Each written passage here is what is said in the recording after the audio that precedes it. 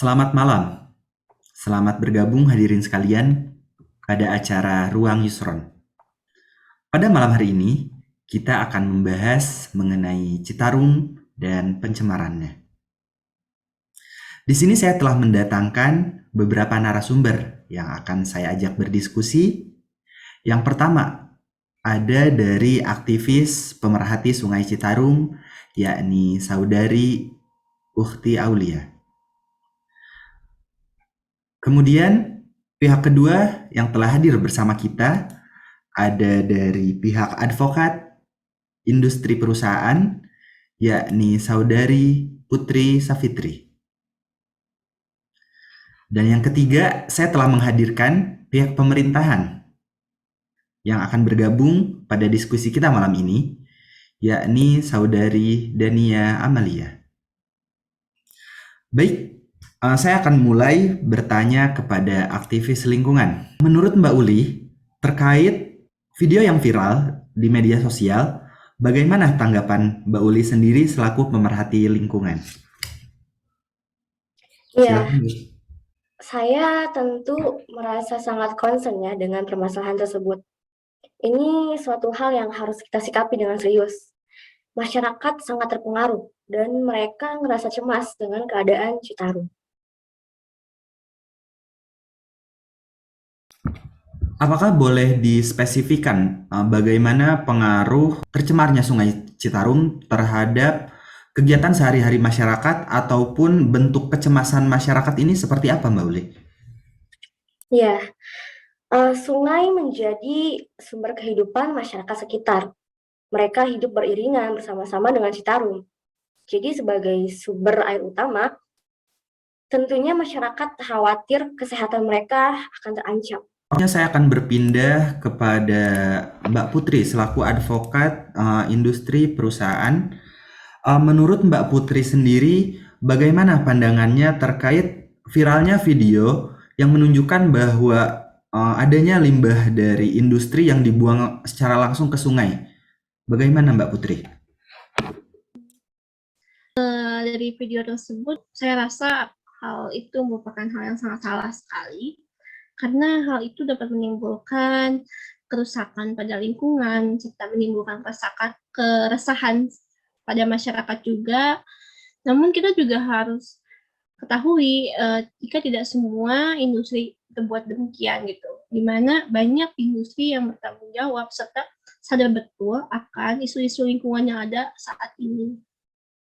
Secara tidak langsung, Mbak Putri menyatakan bahwa memang betul ada industri yang membuang secara langsung limbahnya ke sungai, dan ada juga industri yang mengelola limbahnya. Apakah seperti itu?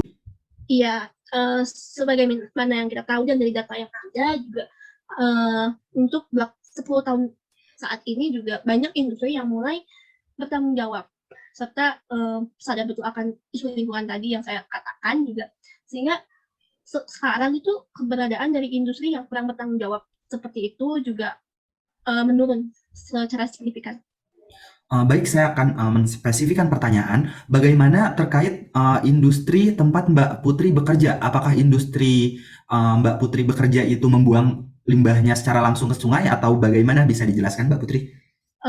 Tentu untuk industri yang saya pegang saat ini, kami memenuhi dari kriteria dan standar yang ada yang ditetapkan oleh pemerintah, di mana kami memiliki pengolahan air limbah tersendiri, serta juga kami concern terhadap isu-isu lingkungan yang ada, sehingga meminimalkan atau mencegah terjadinya pembuangan air limbah secara langsung ke badan air, seperti itu. Baik, cukup. Kita akan mencari tahu bagaimana sebetulnya kondisi existing di Sungai Citarum. Saya akan langsung saja beralih kepada Mbak Uli. Bagaimana pengamatan sehari-hari dari Mbak Uli sendiri ataupun tim terkait apa yang terjadi di Citarum sebenarnya? Silakan dapat dijelaskan. Iya, jadi kondisi yang saat ini saya ketahui adalah bahwa si Citarum ini telah dicemari oleh limbah industri. Seperti yang saya temukan di headline berita berikut ini. Hal ini sangat mengkhawatirkan ya tentunya. Bayangkan saja, terdapat 349.000 ton limbah industri yang mencemari Citarum. Nah, setelah melihat berita tersebut, saya dan tim mencari informasi lebih dalam lagi. Dan lihatlah, menurut paper ini, jumlah industri akan terus bertambah hingga kira-kira berjumlah 2.700 industri.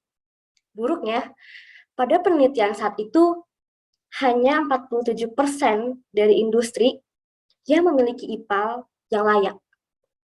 Bayangkan saja, jika industri terus bertambah dan terus-terusan membuang limbah ke Citarum, apa yang akan terjadi? Ini harus dihentikan. Sekarang, esok, atau di masa depan nanti. Yang pasti, kegiatan industri tersebut harus dihentikan jika kita ingin menjaga anak, cucu, dan masa depan Indonesia. Terima kasih banyak Mbak Uli terkait pemaparannya. Selanjutnya saya akan meminta tanggapan dari pihak industri sendiri. Apakah benar data yang dipaparkan Mbak Uli keberadaannya? Silakan Mbak Putri. Oke, sebelum Mbak Putri memberikan tanggapan, kita akan melakukan break sejenak. Kita akan kembali setelah pariwara berikut ini. Timunmas dan Buto Ijo terus berkejaran. Padahal mau lebaran. Jangan lewat sini. Sampai Timunmas harus keluarkan senjata pamungkas. Terasi. Tolong bantu, kakak.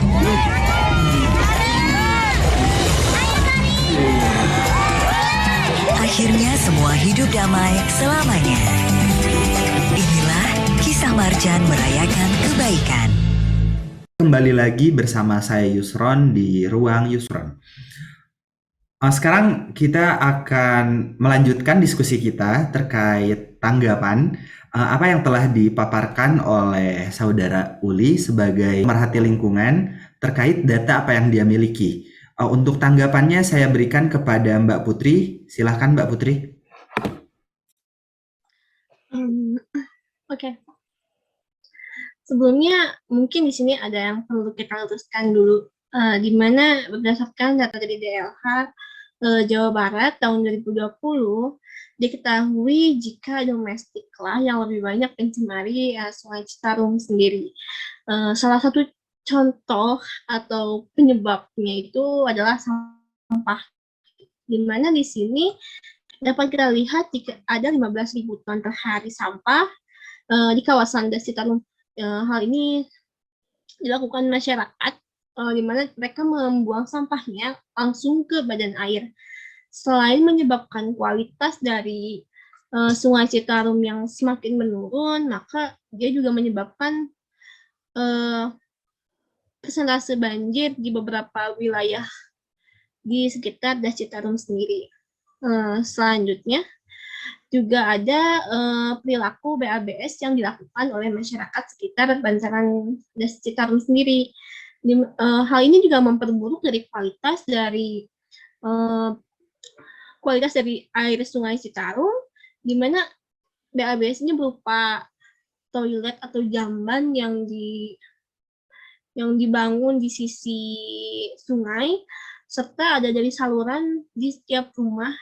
Dari di tiap rumah yang tidak memiliki pengolahan air limbah sendiri. Jadi di sini mereka membuang air limbahnya tanpa pengolahan langsung ke badan air, seperti itu.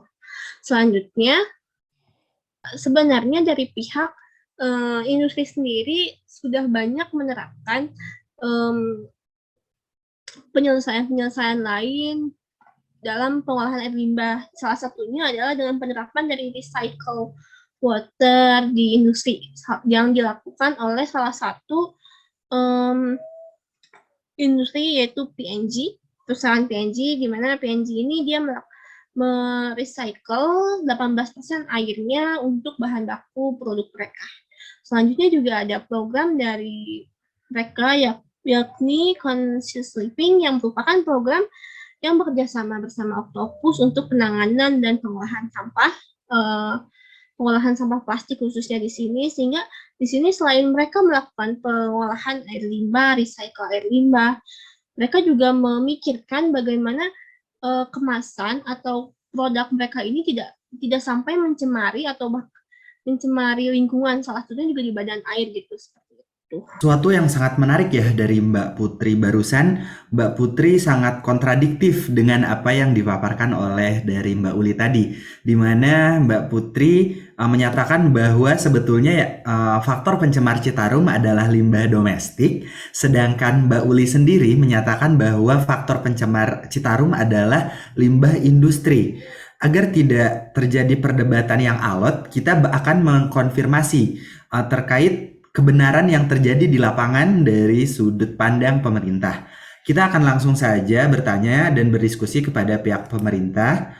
Saya undang Mbak Dania untuk bergabung bersama kita. Silakan Mbak Dania, bagaimana data yang dimiliki pemerintah? Saya Dania, jadi saya adalah salah satu perwakilan dari pemerintah daerah di sepanjang Das Citarum yang telah bekerja sama dengan Dirjen Sumber Daya Air Kementerian PUPR.